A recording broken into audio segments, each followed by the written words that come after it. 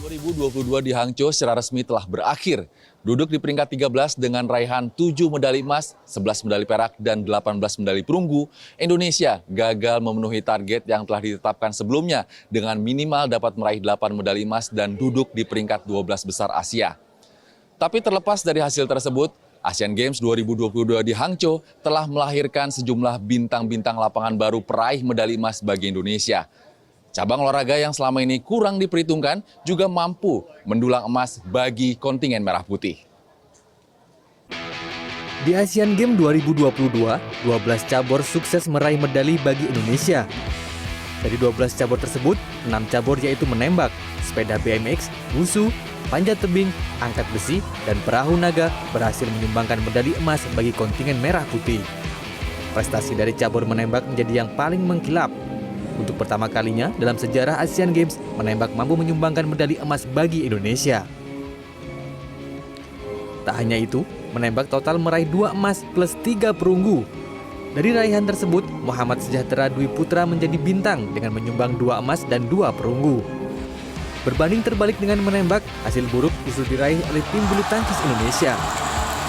Ditargetkan dapat meraih 3 medali emas, pasukan Cipayung gagal total dan tidak bisa meraih sekeping medali pun di arena Asian Games kali ini. Ini adalah pencapaian terburuk tim bulu tangkis Indonesia sejak Asian Games tahun 1962. Meski tidak bisa mencapai target, namun prestasi Indonesia sebenarnya lebih baik bila dibandingkan dengan Asian Games 2 edisi sebelumnya di Incheon, Korea Selatan. Sementara torehan prestasi luar biasa Indonesia yang menduduki posisi 4 di Asian Games 2018 dengan 31 medali emas diakui karena ada faktor hak istimewa atau privilege sebagai tuan rumah. Saat itu, pencaksilat menjadi salah satu cabur yang dipertandingkan dan menyumbangkan 14 medali emas bagi kontingen merah putih. Kalau kita Jakarta kemarin saya kira bukan ukuran karena memang kita sebagai tuan rumah, tapi untuk 2014 sebelumnya di Incheon, saya kira ini 10 tahun ini kita ada perkembangan. Dulu kan posisi ke-17 kalau nggak keliru, dengan 4 emas apa gitu. Sekarang sudah ada naik peringkat 13. Kita targetnya 12, cuman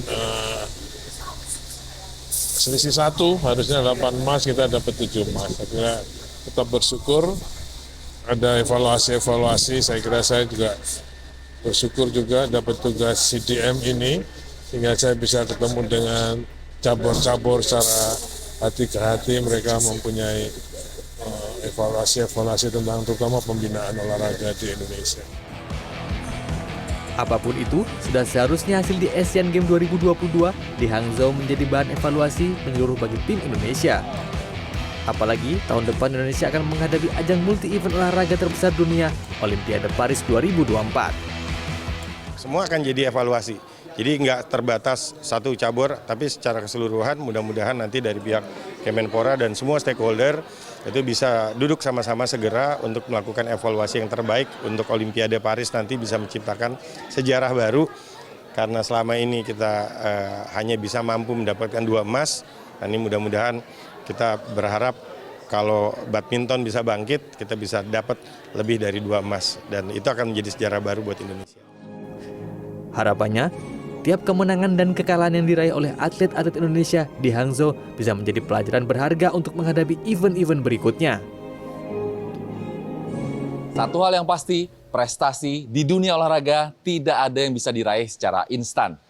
Bagi atlet yang gagal di Hangzhou, segera lupakan dan kembali berlatih.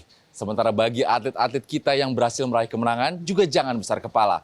Karena Olimpiade Paris 2024 sudah menunggu di depan mata. Erlangga Wisnuaji, Andriawan Saputra, Hangzhou.